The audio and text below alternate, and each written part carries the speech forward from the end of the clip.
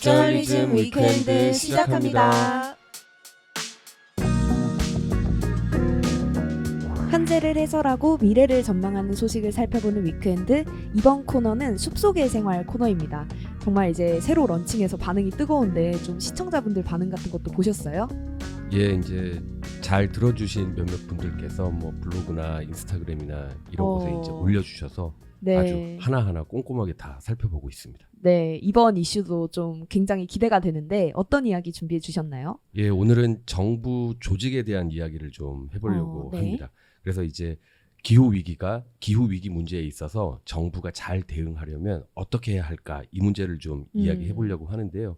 아시다시피 이제 총선이 석 달도 채 안 남았죠. 그래서 각 당이 이제 막 공약들을 쏟아내고 있는데 네. 마침 18일 목요일에 국민의힘하고 더불어민주당에서 저출생 문제 해결을 위한 총선 공약을 각각 발표를 했어요. 네, 저도 봤는데 이 저출생 문제야말로 정말 정부 역할이 절실한 분야잖아요. 이게 결국 애를 낳고 싶지 않다는 사람들의 마음을 돌려야 하는 거라 좀 십수년째 이 저출생 대책을 내놔도 합계 출산율이 0.7명대까지 떨어지고 있는 상황인데 어떻게 보면 이게 예산은 계속 쓰고 있는데 성과는 점점 더 나빠지는 상황이에요. 예, 그렇습니다. 그렇다고 해서 이제 뭐 정부에서 정당에서는 또 손 놓고 있을 수는 그쵸. 없잖아요. 그래서 이번에도 총선을 앞두고 이런저런 공약을 내놨는데 먼저 국민의힘에서는 아빠 출산 휴가 1개월 의무화, 이거를 공약으로 네. 냈어요. 그래서 현재는 배우자 같은 경우에는 출산 휴가로 10일을 받고 있는데 이걸 20일을 더 주겠다. 그리고 무조건 가야 된다. 네. 그래서 이제 아빠들의 뭐 육아 참여 이런 걸 확산하겠다는 취지죠. 그리고 민주당에서는 모든 신혼 부부에게 가구당 10년 만기로 1억 원을 대출해 주겠다. 그리고 자녀를 더 많이 낳으면 그에 따라서 원리금을 감면하겠다. 이런 공약을 냈습니다. 네, 저도 봤는데 이게 돈을 진짜 많이 쓰는 방향으로 하더라고요, 민주당은. 그래서 이게 가능할까라는 생각도 조금 들고, 그리고 저는 한편으로 놀랐던 게 이 출산 휴가가 10일이었다는 게 너무 적어가지고 네. 이거를 이제 지금에서야 1개월로 늘린다는 게 조금 늦지 않았나라는 생각도 저는 들었어요. 근데 이제 제가 오늘 이 숲속의 생활 코너에서 이 네네. 공약 이야기 그리고 저출산 이야기를 먼저 꺼낸 거는 이번 공약에서 되게 눈길을 끈 게 하나 있었어요. 두 당 모두 인구 관련 부처를 만들겠다고 했어요. 그래서 이제 여당인 국민의힘 같은 경우에는 인구부라는 부를 신설하겠다. 그래서 여러 부처에 분산돼 있는 저출생 정책을 이 인구부로 통합을 하겠다라는 네. 이제 정책을 내놨고요. 민주당도 비슷한 공약을 내놨습니다. 여기는 이름이 가칭 인구위기 대응부인데요. 이런 부처 생기면 두 분은 어떨 것 같으세요? 뭐 좀 성과가 있을 것이라고 보세요? 어떠세요? 글쎄요, 부처를 만들고 안 만들고의 문제라기보다는 이 인구 문제의 원인이 무엇인지 그거를 어떻게 파악할 것인지에 대한 그 프레임의 문제라고 저는 생각을 하기 때문에 부처가 생긴다라는 것 자체는 그렇게 특별한 뉴스는 아닌 것 같아요. 뭐 TF를 만드는 것보다 낫겠죠. 네. 아무래도 이제 자기 부서 이제 이름을 걸고 성과를 내야 되는 이제 부서가 출범을 하는 거기 때문에 결과치를 내기 위해서 뭐라도 할 테니까 달라지는 것 자체는 있을 텐데 그 이제 뭔가를 한다라는 게 지금까지 굉장히 그 현실적인 실질적인 결과를 내는 것과는 굉장히 먼 방향의 정책들이 굉장히 많이 시도가 되었고 그것 때문에 문제 제기가 많이 되어 왔던 것이기 때문에 그러한 오류를 반복하지 않으려면은 부처를 만드느냐 안 만드느냐의 문제라기보다는 이 문제를 어떤 시각에서 볼 것이냐의 문제가 더 큰 것 같아요.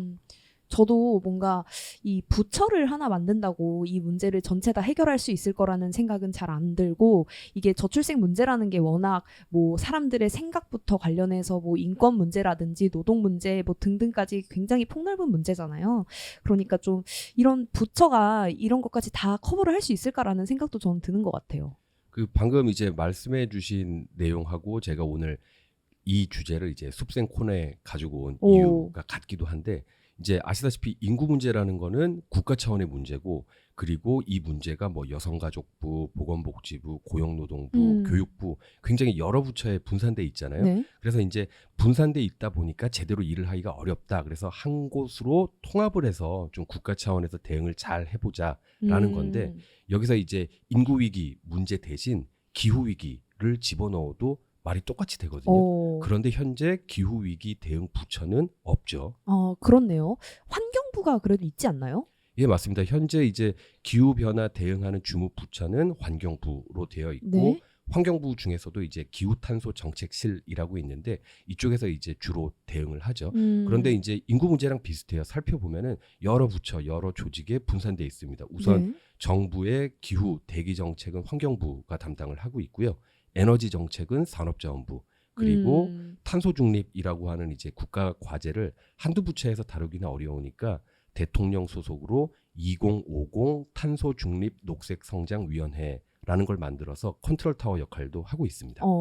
정말 그렇네요. 뭐 대중교통 하나를 이용한다고 해도 거기에 관여되는 부처가 몇 개가 되니까 사실 정말 이런 기후 위기 문제에 있어서는 다루는 부처가 많아서 좀 업무가 중복되거나 갈등하는 상황들도 있을 것 같아요. 예, 지금 방금 말씀하신 게 딱 맞는 비유인 것 같아요. 그 서울시에서도 이제 기후 동행 카드 네. 내겠다고 하는데 뭐 김포와는 뭐가 달라서 안 되고 막 그쵸. 이런 이야기 나오잖아요.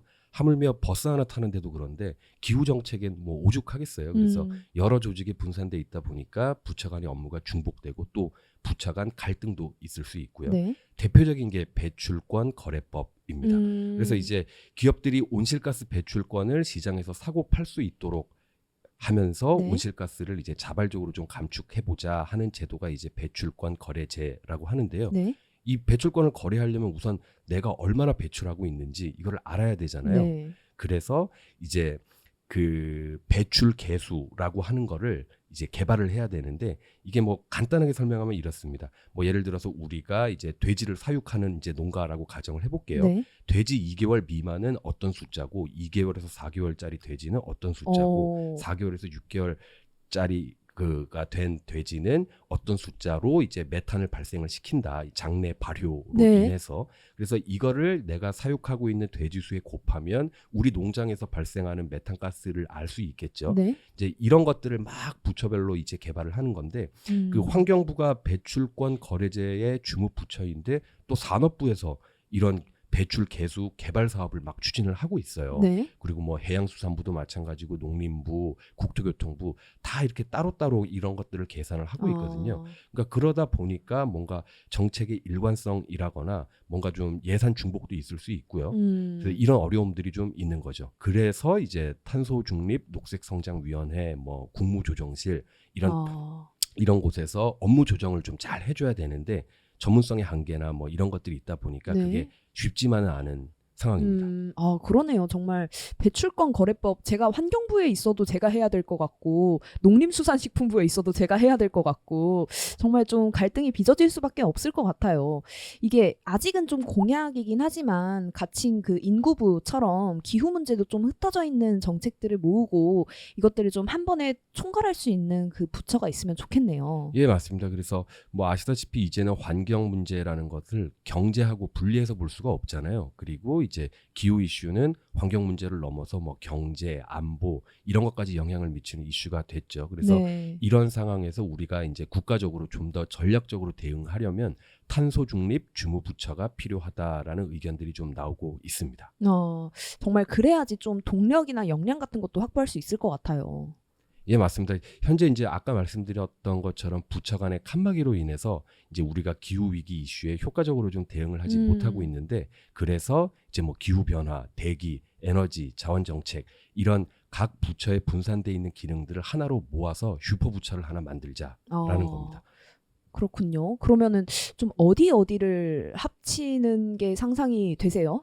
물론 이제 많은 전문가분들께서 이야기하시고 있고 뭐 내용이 조금씩은 차이가 있지만 좀 크게 논의되는 게 이건 것 같아요. 환경부에 있는 기후탄소 정책실 여기에 기능하고 산업부의 이제 에너지 정책 네. 현재 2차관이 담당을 하고 있죠. 산업부 같은 경우에 이제 1차관, 2차관으로 나눠져 있고 1차관이 담당하는 영역이 산업 정책이고 2차관이 담당하는 영역이 에너지 정책인데 네. 이 2차관 기능을 앞서 말씀드린 환경부의 기후탄소 정책실하고 좀 합친 통합한 기후 에너지부를 신설하자라는 겁니다. 네. 그리고 이게 뭐 갑자기 튀어나온 이야기가 아니고요. 이제 지난 대선 때 민주당 이재명 대표가 기후 에너지부라는 걸 좀 신설하자라는 걸 공약으로 내놓기도 했고 정의당에서도 심상정 후보도 뭐 같은 공약을 낸 바가 있습니다. 그렇군요. 아니 이게 우리나라 상황을 지금까지 쭉 들어봤는데 외국 같은 경우에는 좀 어떻게 하고 있는지 레퍼런스 삼으면 좋을 것 같은데. 예, 가장 먼저 이야기되는 곳이 이제 영국 사례인데요. 네. 영국 같은 경우에는 2008년에 이런 기후 변화 정책의 컨트롤 타워가 필요하다라고 해서 에너지 기후 변화부라는 거를 신설을 했습니다.